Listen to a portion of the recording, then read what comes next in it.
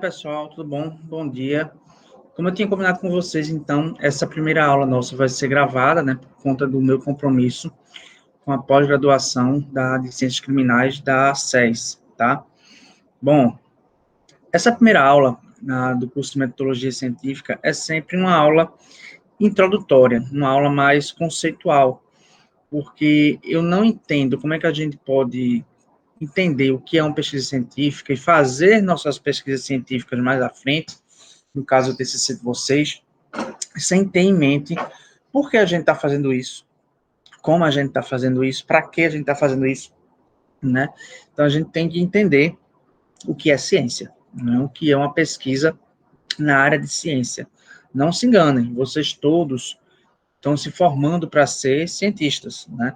A formação universitária, ela é muito mais do que uma formação para mercado de trabalho, não é uma formação meramente técnica, para isso existem os cursos técnicos. Vocês estão numa formação de nível superior, logo preparados não só para o mundo do trabalho, mas preparados também para a área acadêmica. E nessa área acadêmica, a atividade mestra é atividade de pesquisa. Então, para ser considerado pesquisa científica, para ser considerado ciência, existem algumas coisas a serem seguidas, certo? Então, a ciência é uma forma de conhecer o mundo, mas não é a única forma de conhecimento que existe nas nossas sociedades, né? Nem todo mundo tem acesso à ciência, nem todo mundo é cientista, nem todo mundo acredita na ciência, né? Isso aí, infelizmente, a gente vive num período onde quem está gerindo esse país desacredita constantemente no trabalho de cientistas das mais diversas áreas, né, desde ciências sociais até ciências biológicas ou da saúde, mas enfim.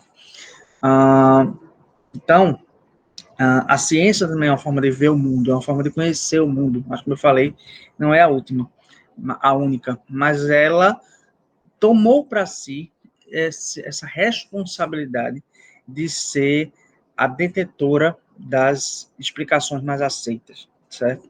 Bom, vou começar aqui a compartilhar uma tela com vocês para mostrar alguns slides, certo? Então, essa questão da ciência como produtora de verdade é uma questão relativamente recente na história da humanidade, né? O conhecimento sempre acompanhou o ser humano, mas o conhecimento científico e a ciência, enquanto a mestra das verdades, das explicações racionais, isso é um fenômeno que data do século XIX. A partir do século XVI, a ciência vai se desenvolver consideravelmente, mas é a partir do século XIX, né, o século do positivismo, que a ciência vai vai ganhar esse status de detetora e produtora de verdades. Bom, então, vou compartilhar aqui meus slides com vocês.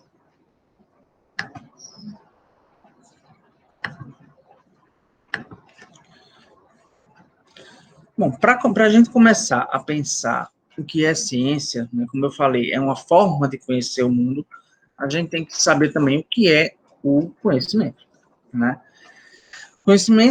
O conhecimento é tratado de forma mais sistemática pela filosofia e pela epistemologia da ciência, né, que a epistemologia é um ramo que estuda a ciência do ponto de vista filosófico, não do ponto de vista prático ou técnico, né?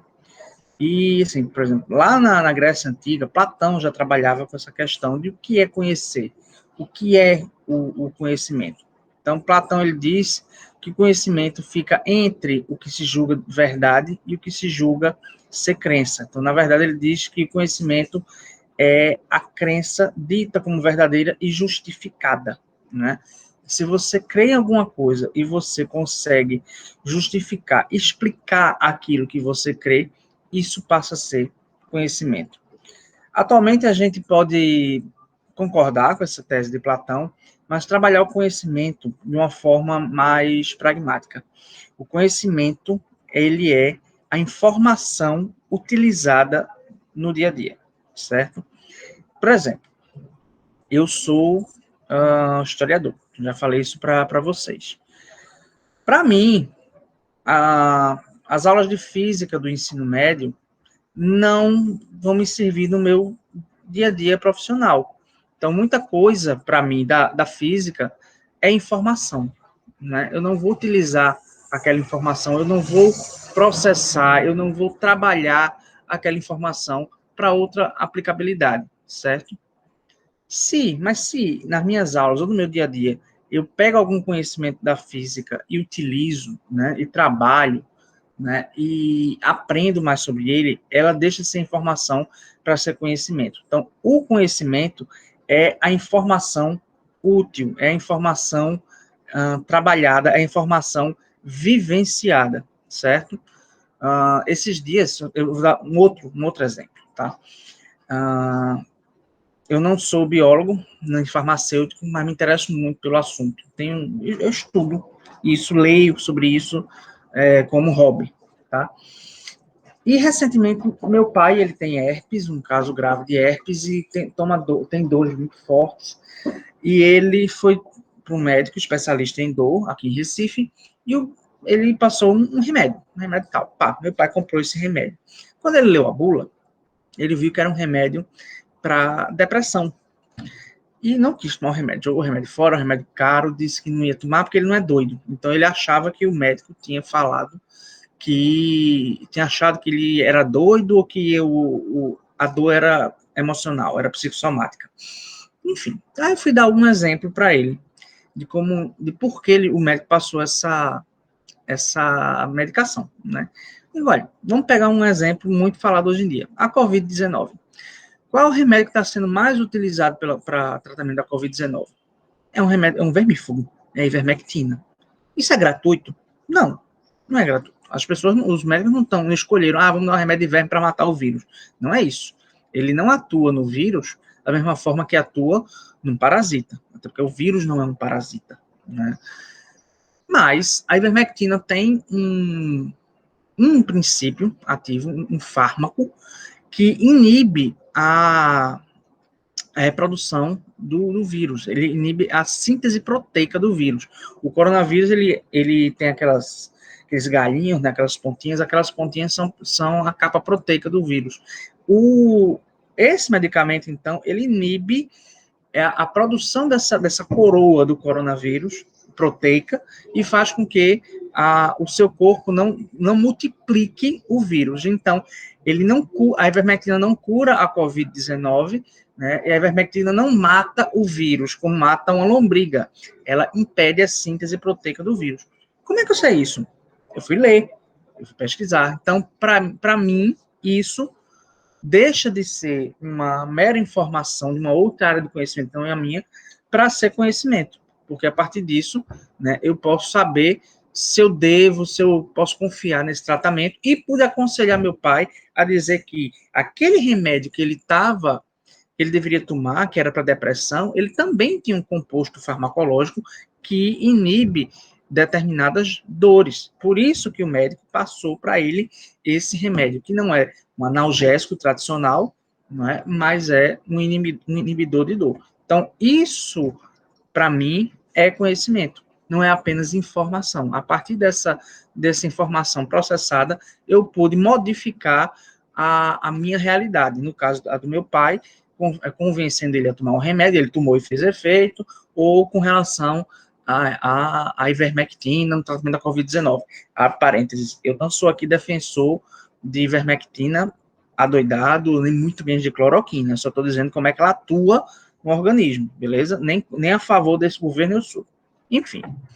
Bom, então eu estava falando aqui do conceito de conhecimento. No começo da aula, eu falava que existem formas de conhecer o mundo. A ciência é uma das formas de se conhecer o mundo. Em filosofia da ciência, em epistemologia da ciência, a gente admite que a ciência divide esse patamar de conhecimento com outras formas de conhecer o mundo, né? Que seria, além do conhecimento científico, né, que usa a lógica, o pensamento crítico, o método, né, teria o conhecimento filosófico, o conhecimento teológico ou religioso, que também é uma forma de ver e explicar os fenômenos naturais, sociais, enfim, e o conhecimento empírico ou conhecimento popular, o conhecimento baseado na observação do homem e do homem que ele faz ao seu ambiente, ao seu redor. Outros estudiosos também colocariam aí um quinto tipo de conhecimento, que seria o conhecimento artístico. Então, algumas pessoas defendem que a arte também, que a expressão artística é uma outra forma de conhecer, de interpretar, de analisar e de representar o mundo, certo? Bom, então vamos verificar um pouco o que é cada tipo desse de conhecimento. Primeiro, conhecimento empírico ou conhecimento popular, né? É o tipo de conhecimento que surge da interação do homem com o seu meio, ou do homem com as outras pessoas com quem ele convive. Um exemplo de conhecimento empírico, né? Um lavrador, ele, pelo cheiro, por exemplo, ele sabe que vai chover naquele momento e que vai ser bom para seu plantio.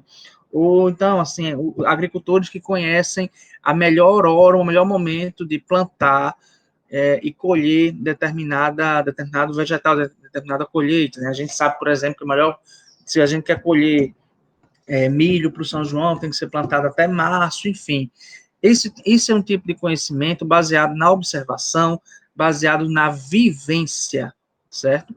Ele pode ser correto ou pode não ser correto, mas o agricultor, ele tem o mesmo conhecimento de um processo de produção de milho, por exemplo, que um agrônomo teria, sendo que o agrônomo explicaria de uma determinada forma, o agricultor explica de outra forma. O agrônomo vai explicar baseado em seus estudos e o agricultor vai explicar baseado na sua vivência, no seu cotidiano, certo?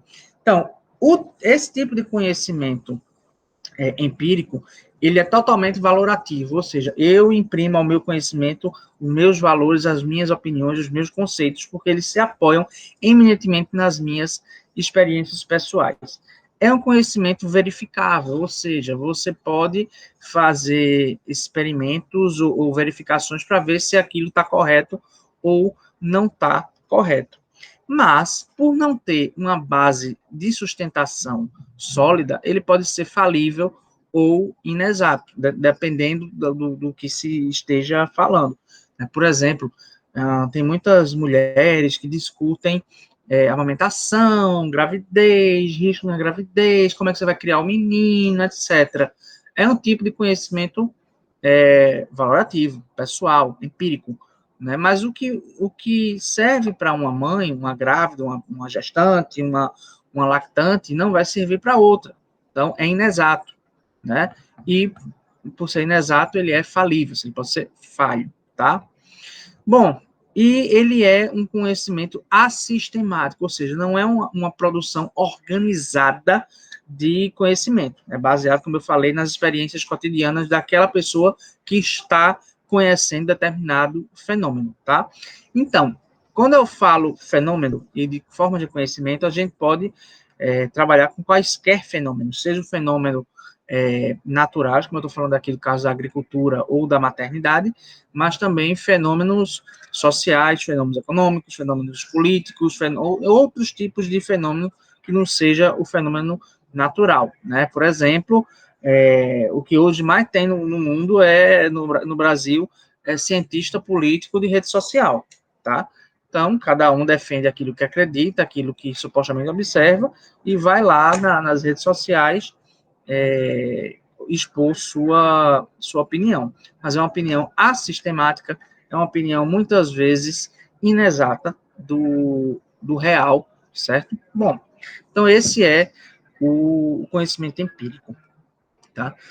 O conhecimento científico, ele pode chegar até as mesmas conclusões do conhecimento empírico, do conhecimento popular, mas a partir de outros mecanismos, né? E o mecanismo da ciência é o método, né? O método científico, ele corresponde ao rigor, ao passo a passo, às ações que você tem que tomar, que realizar, para que a sua pesquisa chegue em determinado resultado. Então, pegando o exemplo do agricultor, um agrônomo, ele não vai simplesmente olhar o solo, olhar o tempo e dizer que tá bom para plantar milho.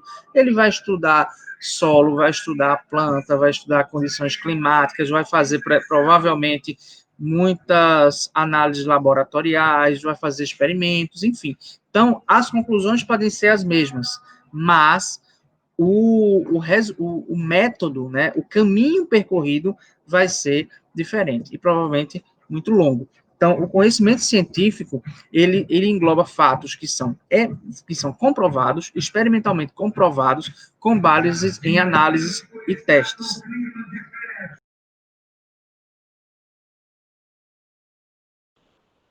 Então, já está bastante evidente qual é a diferença principal do conhecimento científico para o conhecimento popular ou empírico. O científico, ele só é aceito na comunidade científica se ele for testado, se ele for validado, se ele for comprovado, certo? Por ele ter esse caráter da comprovação, essa obrigação da comprovação, ele é factual, ou seja, ele é baseado em fatos observáveis, seja ele um fato histórico, um fato social, ou um fato biológico, um fato observável, certo? Quando eu falo fato, pode ser a replicação de um vírus, pode ser uma rebelião num presídio, pode ser uma falha no freio mecânico, enfim, tudo são fatos. E esses fatos, eles são cientificamente observáveis, tá? O conhecimento científico é verificável, ou seja, ele é testável, ele pode ser refutado ou não, ele é falível e aproximadamente exato, ou seja, o conhecimento científico pode falhar, né? Uma pesquisa científica, ela pode não comprovar aquilo que ela se propôs, né? O conhecimento científico, ele é altamente renovado, certo? Por isso que ele é considerado falível. Não é que a ciência não seja confiável, mas a ciência, ela se move a partir das brechas de cada pesquisa, certo? Nenhuma pesquisa ela encerra um assunto, um tema, um estudo, certo? Então, o conhecimento científico, ele é cíclico, ele é renovado, ele é atualizado, certo? E, obviamente, ele é sistemático, certo? Porque para ser cientificamente válido, ele tem que seguir uma lógica, tem que seguir um método próprio, tá? Bom, o conhecimento filosófico talvez seja um dos conhecimentos mais mal compreendidos, né? Porque acha-se que filosofia é viagem na maionese, né? Acha-se que o filósofo é uma pessoa que fica contemplando alguma coisa ou apenas refletindo sobre um determinado tema, né? Fica viajando como se estivesse numa lombra eterna, fumado um charuto de maconha eterno. Não, a filosofia não é isso, certo? A filosofia, ela é uma reflexão objetiva das questões humanas, certo? E das questões humanas materiais ou imateriais, porque existe também uma filosofia da religião, certo? Ah, acredita-se que o conhecimento filosófico é um conhecimento valorativo, porque ele, assim como o empirismo, né, ele vai muito da experiência do livre pensamento do filósofo, né? E, às vezes, se baseia em hipóteses que não são observadas. Às vezes, existem proposições filosóficas que podem, sim, ser verificáveis, pode, sim, ser observada, né? Eu que trabalho com criminologia e áreas afins, eu leio muito sobre filosofia do direito, leio alguns filósofos da história que contribuem para o direito, e esses postulados filosóficos sobre o crime, o direito penal, a justiça criminal, elas são sim verificáveis no dia a dia do sistema penitenciário, por exemplo, tá? Então não pense em filosofia como viagem na maionese ou filosofia como coisa de grego antigo, certo? A filosofia, ela é a base teórica, a base ideológica de todo conhecimento científico, certo? E o conhecimento religioso? Esse, assim como filosófico encontra uma certa resistência das pessoas aceitarem um certo preconceito para quem não é de determinada religião ou de religião nenhuma, certo? Mas o conhecimento religioso é aquele que acredita que a sua religião, os dogmas da sua religião, as crenças e valores da sua religião trazem a verdade absoluta para explicar todo o mundo, sejam os fenômenos humanos, sejam os fenômenos não humanos, tá? Então, o cristianismo está cheio de metáforas, de explicações para a gente entender o mundo humano e o mundo natural, certo? Bom, é um conhecimento altamente valorativo, né, que se apoia exclusivamente nas doutrinas e nas escrituras que são ditas como sagradas, não são verificáveis, né? Ninguém consegue provar ou verificar que Jesus nasceu de uma virgem ou que Eva foi criada da costela de Adão, certo? Para pegar alguns exemplos da tradição judaico-cristã. Por não ser verificável, desculpa, por se basear em crença, em fé, ele é considerável infalível. Disso, do ponto de vista do religioso. Se a gente for julgar o conhecimento religioso através da ciência, ele vai ser considerado altamente falível, altamente inexato. Mas do ponto de vista do religioso, aquilo que ele acredita, que ele diz que conhece, é verdade, né? É verdade inquestionável. Então, o conhecimento religioso, para quem defende a religião, alguma religião, ele é um conhecimento exato, é um conhecimento infalível, é um conhecimento inquestionável, né? E é um conhecimento sistemático porque é baseado, né, em livros sagrados. Esses livros sagrados eles têm uma lógica interna, né? Então, esses são os tipos de conhecimento aceitos, né, na sociedade, além do artístico, né, como eu falei. Então, nesta disciplina de metodologia da pesquisa científica, a gente vai focar muito nos debates e na construção do que é o conhecimento científico. Bom, então, nesse sentido, a gente passa a teorizar um pouquinho o que é a ciência, né? Então, a ciência é a atividade que propõe a aquisição de conhecimentos sobre a natureza biológica, social e tecnológica da humanidade, com finalidade de melhoria da qualidade de vida intelectual e material. Então, a ciência é uma forma de produção de conhecimento sistemática, lógica, organizada, que, independente da área de atuação, ela visa a melhoria do mundo, certo? A qualidade de vida ou a produção de novos conhecimentos sobre determinado tema ou assunto. Mas a ciência trabalha em prol do desenvolvimento da humanidade, do progresso da humanidade. Progresso no sentido de sempre evolução, pensando na frente, pensando no futuro, certo? Então, a ciência, em linhas gerais, é isso. Então, é um sistema de conhecimento que abrange verdades gerais ou operações de leis gerais, especialmente obtidas e testadas através do método científico. Então, veja, tem três questões aí que a gente tem que pontuar nessa frase. Abrange verdades gerais, né? Essas verdades gerais, elas podem ser questionadas, né? A evolução do conhecimento, ela faz com que essas verdades não sejam infalíveis, nem sejam eternas, né?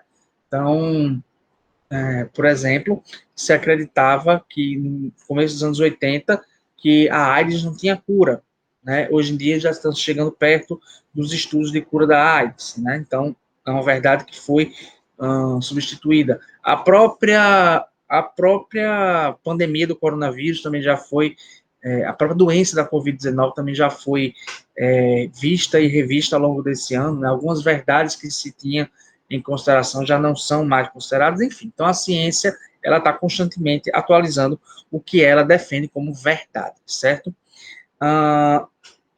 A ciência é operada, algumas delas, através de leis gerais.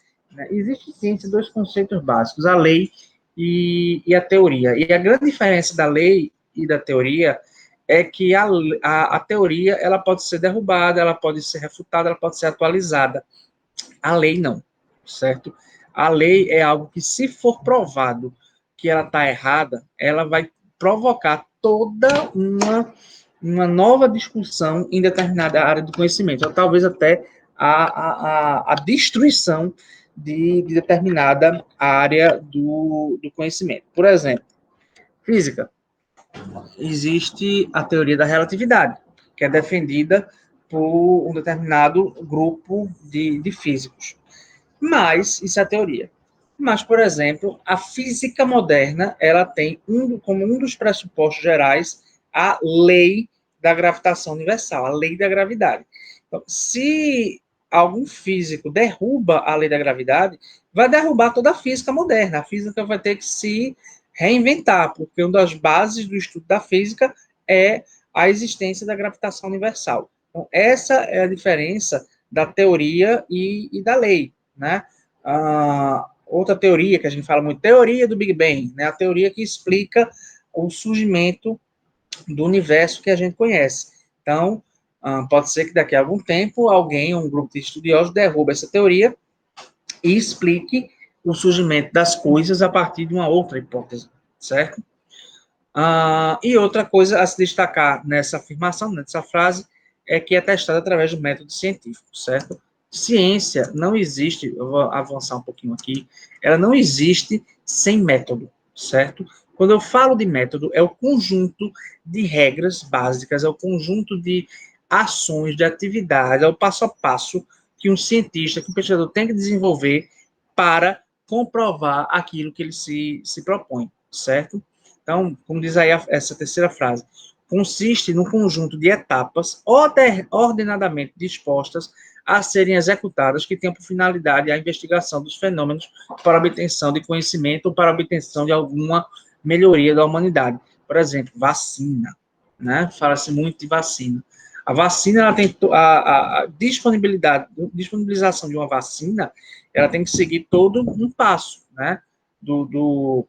A produção do insumo, a escolha do melhor fármaco, o método da vacina, se vai ser, por exemplo, coronavírus, vai ser vacina de RNA, se vai ser vacina com o vírus enfraquecido, né? E tem que passar por todas as fases de teste, tem que depois passar pela aprovação, pela verificação, além de depois dos testes, pela verificação da eficácia da imunização coletiva até ser aprovado. Então, tem esse passo a passo, e um passo não pode ser substituído, antecipado por outro, certo? Existe uma sequência lógica que vai chegar no resultado que se busca. No caso do exemplo da vacinação, o resultado que se busca é a imunização de parte ou da totalidade da população. A totalidade é impossível, mas de grande parte da população, certo? Então, ciência e método científico, eles andam de mãos dadas, né? O método científico que foi pensado lá no século XVIII, por René Descartes, né, ele anda de mãos dadas com a ciência contemporânea. Então, para ser considerado um conhecimento científico, ele tem que ter um método próprio. Então, a engenharia mecânica tem um método próprio de tratar seu objeto, a história tem um método próprio, ou um conjunto de métodos próprios para tratar seu objeto, que é o homem no passado. A botânica tem um jeito de tratar o seu objeto, um método de tratar o seu objeto, enfim. Então, o método faz parte da ciência, tá? E a ciência, muita gente acha, por exemplo, que ciência é só aquilo que é verificado em laboratório, né? Existem ciências laboratoriais e existem ciências não laboratoriais, né? Então, aí a gente coloca algumas áreas da ciência. As ciências naturais, né, que é o estudo da natureza e do mundo natural, seja do mundo humano ligado à natureza ou da natureza pura e simples. Então, exemplo, biologia, física, geologia, a química, enfim, a botânica, etc. E tal. As ciências sociais, que estudam o comportamento humano e da sociedade, né, a evolução e as transformações sociais. Aí a gente vê a história, a sociologia, a política, né? As ciências biológicas, estudo do ser humano ou dos demais fenômenos naturais, né? De natureza específica, como a biologia, a medicina, a odontologia, a neurologia, etc. As ciências exatas, que têm origem na física e são chamadas exatas porque os seus resultados, eles são binários, é isso ou não é, geralmente, tá? Como a física, a matemática, a computação, etc. A química também, pelo menos a físico-química pode ser inserida nisso aí. As ciências humanas, que estudam o comportamento dos homens, né, como a antropologia, a psicologia, o direito, etc. Né, o direito também pode ser classificado como ciência social. As ciências agrárias, enfim, tá? Basicamente, as áreas do conhecimento que a gente conhece, né? Que a gente fala tanto no nosso dia a dia de pesquisador. Falando de pesquisador, agora a gente trata de um outro assunto, que é a pesquisa, né? Pesquisa é uma palavra muito vulgarizada, né? A gente trata muita coisa boba, muitas operações de busca, por exemplo, como pesquisa, né? Ah, vou fazer uma pesquisa e vou ler uns textos sobre isso, sobre um determinado tema. Será que você está realmente fazendo uma pesquisa ou você está fazendo apenas um levantamento bibliográfico sobre um assunto, né? Pesquisa é muito mais do que você fazer um arrolamento de textos ou um arrolamento de fatos, né?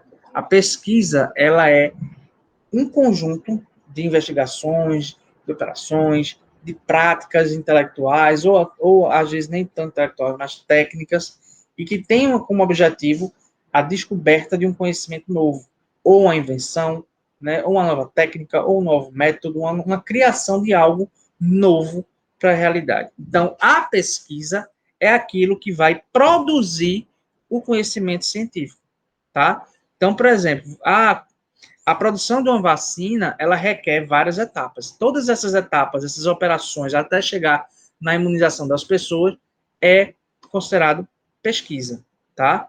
Então, quando a gente está fazendo um TCC, uma tese de doutorado, né, o levantamento bibliográfico que a gente faz, ele não é a pesquisa, ele faz parte da pesquisa. Porque, para você ser um pesquisador, você tem que saber o que está sendo produzido naquela sua área de interesse, né? Eu que pesquiso criminologia, se eu quero fazer um projeto de pesquisa na área, eu tenho que pensar, eu tenho que ter noção do que é que já foi feito, né? De como os autores que vieram antes de mim trataram determinado tema, tá? Inclusive para eu apontar na minha pesquisa onde eu vou avançar, né? Eu vou chegar até onde a minha pesquisa, eu vou contribuir em que no que já foi produzido, até onde eu vou além, certo? Então a pesquisa é muito mais do que um levantamento de dados, de fatos ou de literatura, certo? Então, como diz a segunda frase aí, a pesquisa constitui um plano ou uma orientação metódica acerca dos passos que serão necessários realizar na pesquisa, de forma concreta, ou dentro de um cronograma estabelecido por uma instituição ou por um pesquisador. Então, quando você se propõe a fazer uma pesquisa, a desenvolver uma pesquisa, um instrumento que vai lhe guiar é o seu projeto de pesquisa, né?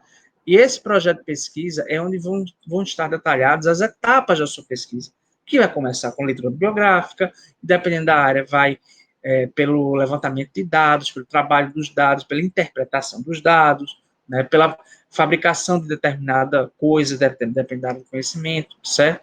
Então, pesquisa é algo muito mais amplo.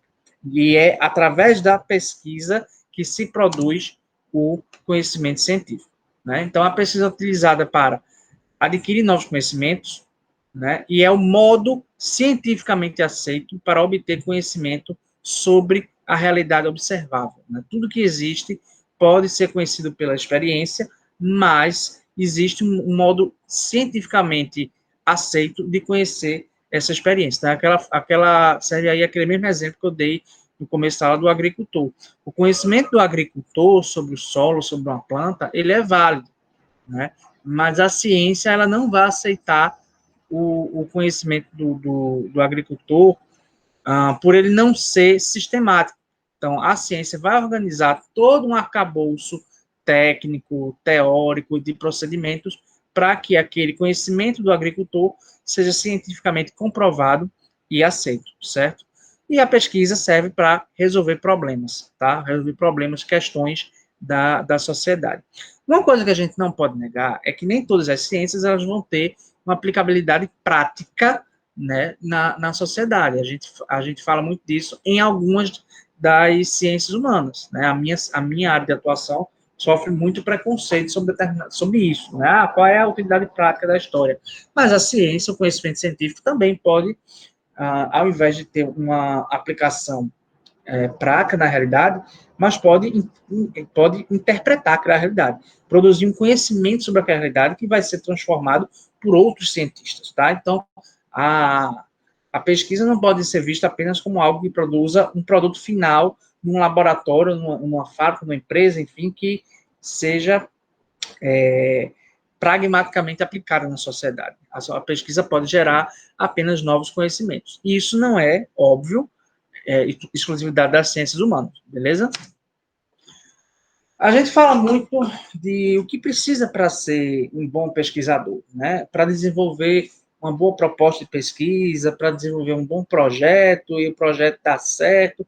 Então, tem que ter algumas características básicas, né? Que é muito comum um bom pesquisador ter. Curiosidade, para não parar de investigar aquele tema, autonomia, ou seja, não depender muito de ninguém, né, ter essa sua autonomia de iniciativa e autonomia intelectual, tem que ter hábito de leitura, porque ninguém faz pesquisa sem ler, seja ela em qual área for, porque, como eu falei, você precisa ter uma sustentação intelectual, precisa saber até onde aquele seu tema, seu assunto foi pesquisado, humildade, porque nada pior do que cientista arrogante, que acha que sua pesquisa vai resolver todos os problemas do mundo.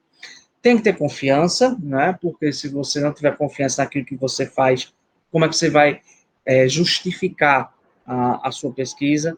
Um trabalho sistemático, ou seja, organizado, né? Dividido em etapas, as etapas serem obedecidas, discussão com estudiosos e participar de eventos científicos, isso é fundamental, né? O evento científico é a melhor ocasião para você discutir os resultados parciais da sua pesquisa, porque você vai dialogar com pessoas que estão interessadas naquele tema que você está pesquisando, ou que são especialistas também naquele tema que você está pesquisando.